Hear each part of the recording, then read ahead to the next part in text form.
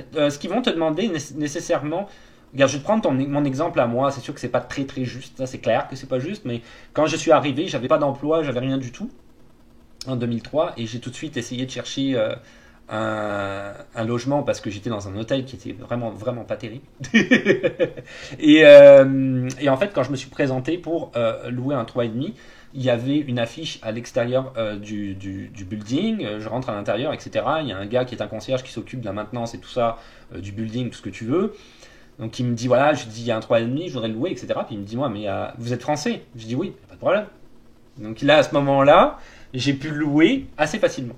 Juste parce que j'étais français. Et parce que comme t'es français, t'es censé avoir de l'argent dans la tête des gens ici, j'imagine. C'était plus facile pour moi d'obtenir à ce moment-là la location.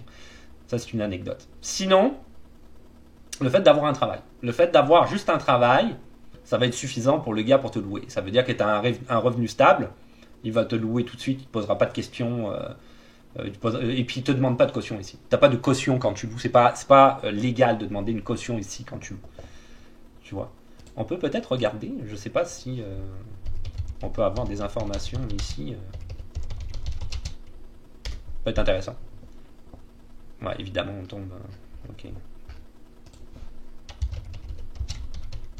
On tombe tout de suite sur des logements à louer. Droits et obligations des locataires et locataires. Tu vois, c'est sur le site du Québec. Tu as un bail aussi qu'il faut absolument que tu signes quand tu loues ici un appartement. Et c'est un bail que tu peux toi-même aller voir. Je pense qu'il a dû changer. On peut peut-être le trouver. Je pense que c'est le propriétaire qui doit te le fournir. Et tu dois aller voir en fait. Tu peux aller voir en fait ton bail. Et c'est un bail qui est officiel pour tout le monde. C'est toujours le même bail. Je sais pas si on peut l'avoir en image quelque part. Tu vois, c'est ça. Ça, c'est un bail de location. Bail de logement location. Pas très très grand. On va peut-être essayer de l'ouvrir un peu plus. Pas pire. C'est pas... Ouais. Pas pire, pas pire. T'as vraiment, en fait, vraiment toutes les caractéristiques que tu as dans un bail qui vont être toujours les mêmes, globalement. Et qu'il va falloir que tu remplisses de cette manière-là. On le voit un petit peu mieux. Donc tu vois, il y a son nom, son prénom, etc. Il y a plein de choses. Et tu as plein de clauses à l'intérieur de ce bail-là. Il y a plusieurs pages. Et tu as plein de clauses à l'intérieur de ce bail-là qu'il va falloir que tu remplisses. Donc il y a beaucoup de gens. Par exemple, je sais que les animaux peuvent être un problème. Donc si tu veux savoir, quand tu arrives ici au Québec, par exemple, et que tu es en location, à quoi va ressembler le bail, tu peux aller directement dans un magasin... je sais pas où est-ce que tu peux acheter ça, des bouquineries ou des magasins. Bah, maintenant, il y en a plus vraiment là, qui vendent des journaux. Maintenant, c'est tout sur Internet. Mais à l'époque, je sais que tu pouvais aller acheter ça dans un dépanneur peut-être. Tu vois, dans un dépanneur peut-être, tu peux y aller. Tu peux peut-être en trouver un. Il faut te renseigner là-dessus. Et tu peux avoir... C'est pas cher. Moi, à l'époque, j'avais payé 3 $. Donc, c'est vraiment pas cher. Tu vas l'avoir en fait en vierge, hein, évidemment. Il te servira strictement à rien parce que c'est lui qui va te le fournir, le propriétaire. Mais ça va te donner une idée de tout ce qu'il peut y avoir dans un bail. De tout ce qu'il peut te demander de faire et de ne pas faire. Grosso modo, c'est des clauses. Donc, c'est beaucoup les animaux de compagnie, je te dirais. Ça tourne autour de ça. Et fumer dans les appartements.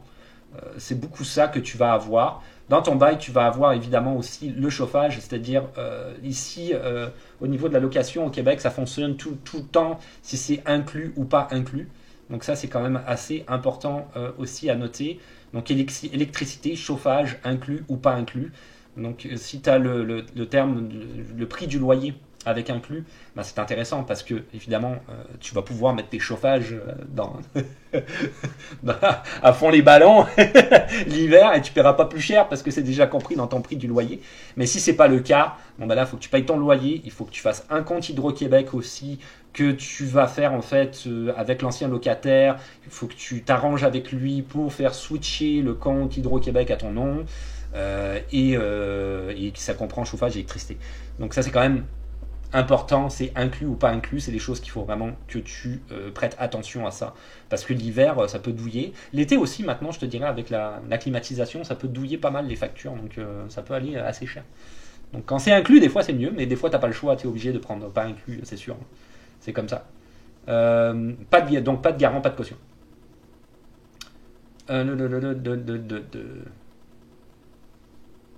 Ok, donc on est bon pour ça, je pense. Il y a d'autres questions, pas de souci. Je suis là pour répondre, comme j'ai dit tout à l'heure. Tu peux aller, tu vois si ça t'intéresse. Regarde, je l'ai vraiment juste cliqué si tu veux savoir les droits et obligations des locataires, locateurs et locataires.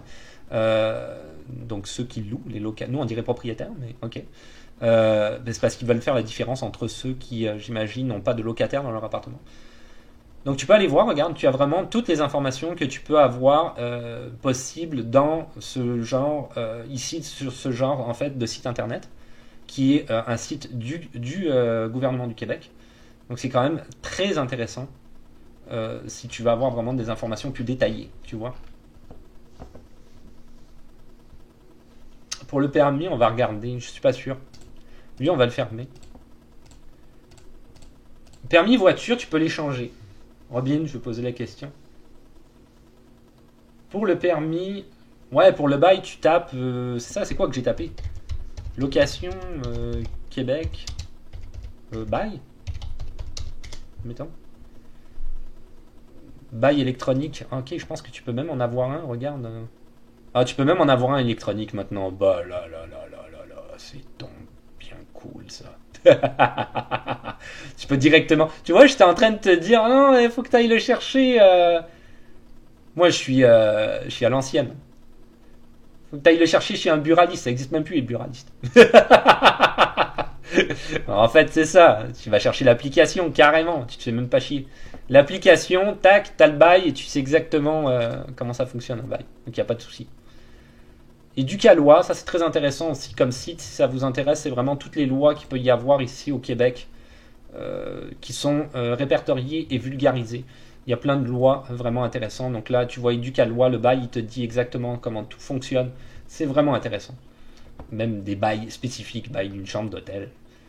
Quelle forme doit prendre ton bail? Les préavis, comment ça marche, etc. Ça, faut faire attention. Moi, j'ai failli me faire piéger d'ailleurs par rapport à un préavis à un moment donné.